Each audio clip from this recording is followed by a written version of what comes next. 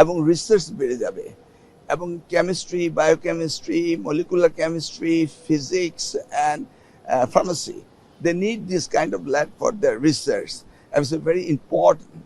সেটার উপরে আজকে আলোচনা হলো। কাদেরকে দায়িত্ব দিচ্ছেন আপনারা? এটা এডুকেশন মিনিস্ট্রি অ্যান্ড এই আমাদের হেলথ মিনিস্ট্রি অ্যান্ড ইউজিসি আমাদের সমন্বয় হবে, বাট বুয়েট এটার উদ্যোক্তা।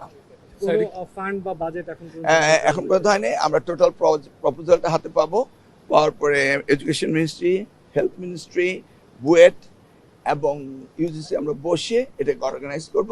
মাননীয় প্রধানমন্ত্রী নীতিগতভাবে বিশ্বাস করেন এই ধরনের মডার্ন ল্যাব রিসার্চের জন্য আমাদের প্রয়োজন। ইন্ডাস্ট্রি একাডেমি এর মধ্যে যে সম্পর্কটা প্রয়োজন সেই জায়গাটা এই লিংকেজটা হয়ে যাবে, কারণ এখানে হেলথ মিনিস্ট্রি ইন্ডাস্ট্রিকে ডাকবে, ফার্মাসি ইন্ডাস্ট্রিদের ডাকবে, অ্যান্ড আমরা তাদেরও হেল্প চাইবো।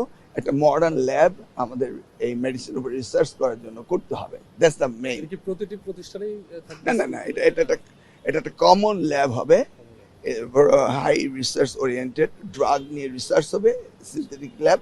এটা প্রত্যেকটা ইউনিভার্সিটি না, এটা সেন্ট্রালি হবে এবং এটা খুব গুরুত্বপূর্ণ একটি ল্যাব হবে। এটা প্রয়োজন রয়েছে, সেটার ব্যাপারে আলোচনা হয়েছে। Thank you.